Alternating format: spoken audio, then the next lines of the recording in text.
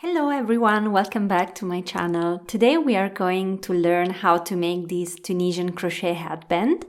The stitch resembles the purl stitch in knitting and adds a lot of beautiful texture to the finished piece.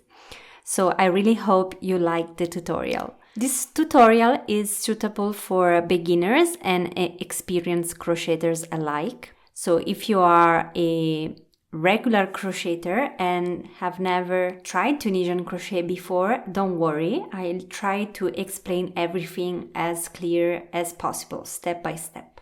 The lila version of this headband was my first prototype. For that sample, I use a yarn with a soft halo that's labeled as bulky weight, although I personally find it slightly thinner, somewhere between worsted and bulky weight. The yarn is Halau's Creative Collection by Novita, which was kindly gifted to me. It's a blend of cotton, alpaca, and wool, and I really enjoy working with it and feeling its rustic yet soft texture under my fingers. I've used around one ball, which is 50 grams or 100 meters or 109 yards. If you are more into reading, you can find the written pattern for this tutorial. It's a simplified written pattern, and you can purchase it on all my platforms, my website, Etsy, Ravelry, and Lovecraft. You can find the link in the description down below. For this tutorial, here are the materials you'll need. A 6mm Tunisian crochet hook.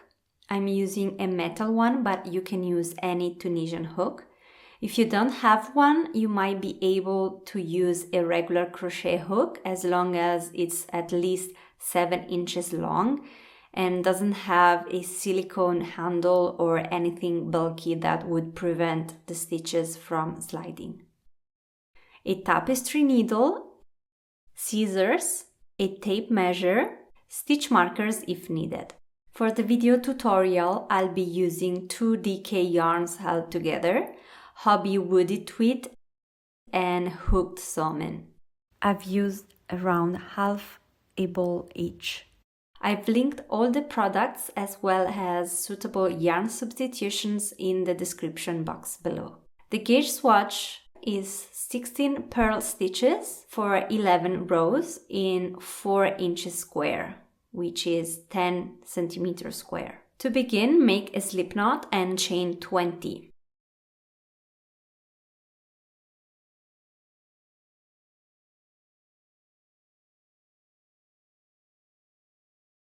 Your starting chain should measure around 7 inches unstretched.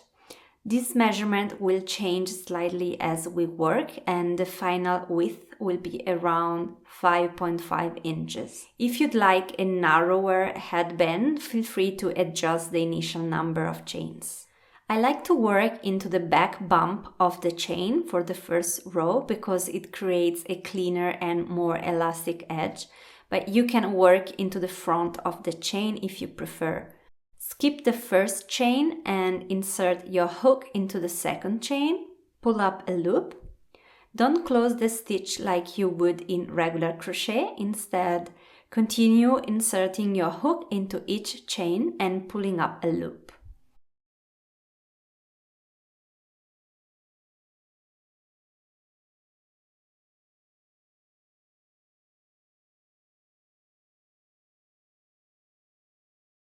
When you are finished, you should have 20 loops on your hook.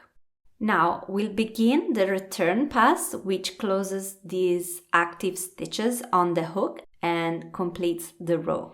A little tip: push the loops slightly to the left to make it easier to move your hook. Yarn over and pull through one loop. This creates your beginning chain. From now on, yarn over and pull through 2 loops at a time until you have only 1 loop left on your hook. This completes your first row, also called the foundation row in Tunisian crochet. To begin the second row, skip the very first vertical bar on the right. That bar corresponds to the loop already on your hook and counts as your first stitch. Insert your hook under the second vertical bar. The stitch we are working is the Tunisian purl stitch and it requires a few steps. So first, yarn under. So this is yarn over. We're gonna do yarn under, so the movement is opposite. Keep the yarn gently in place with your index finger and insert your hook under the next vertical bar. Release your finger. You can pull the yarn in front by moving the left hand. Yarn over and pull through one loop. Continue this way across the row, keeping your tension fairly loose to make the movements easier.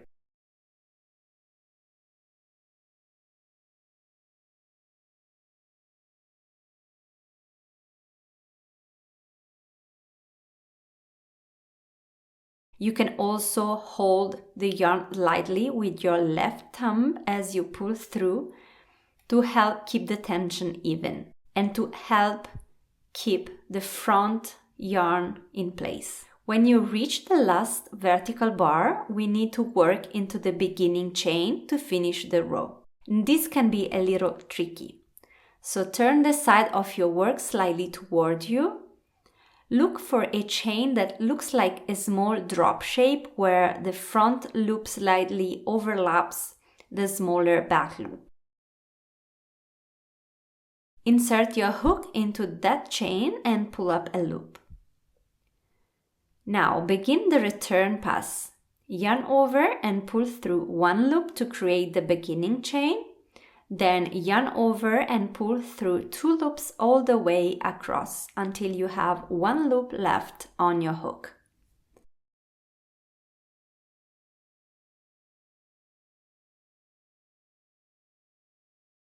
For the next row, we'll repeat exactly the same process. So let's do it together one more time. For the forward pass, skip the first vertical bar, yarn under. Hold the yarn with your finger, insert the hook under the next vertical bar, release your finger, bring the yarn to the front, yarn over and pull through one loop. Repeat across the row. When you reach the beginning chain, insert your hook into it.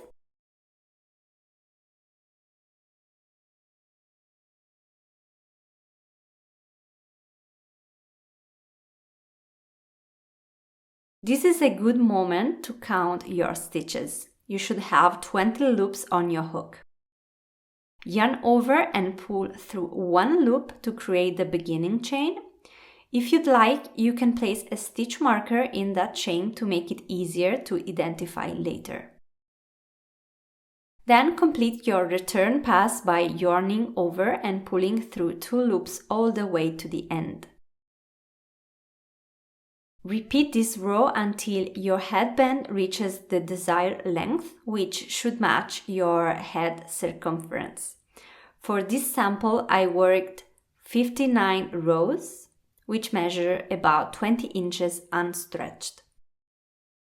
Now we are ready to bind off, meaning we'll close all the active loops. We'll do this with a row of regular single crochet stitches. Insert your hook under the second vertical bar, pull up a loop, yarn over and pull through both loops on your hook. Repeat this across the row,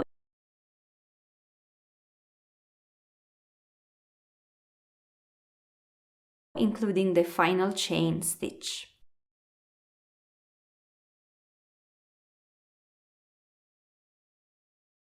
Cut a long tail of yarn and fasten off. We will use this yarn tail to join the ends. With the right side facing up, fold both ends into a C shape.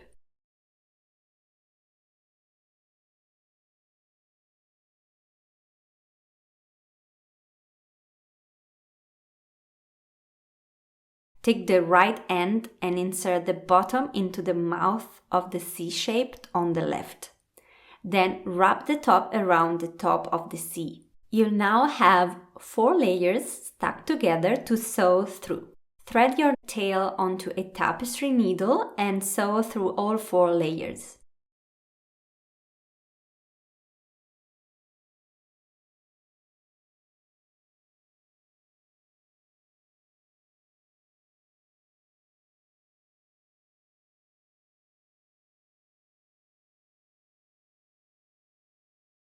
Continue sewing back and forth across the seam, making sure you're always going through all 4 layers.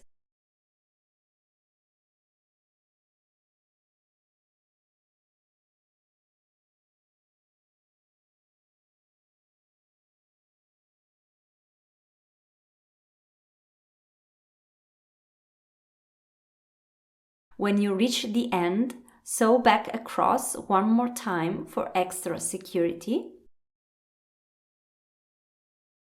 Tie a double knot to secure the yarn.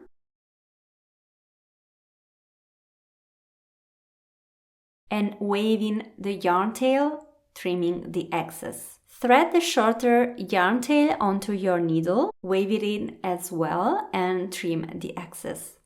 Turn the headband right side out and your headband is ready to wear. I really hope you like this tutorial. This is my very first Tunisian crochet design and I'm very happy with how it turned out. So hopefully we'll see you soon again with another Tunisian crochet design in the future, and in the meantime, be well and see you soon.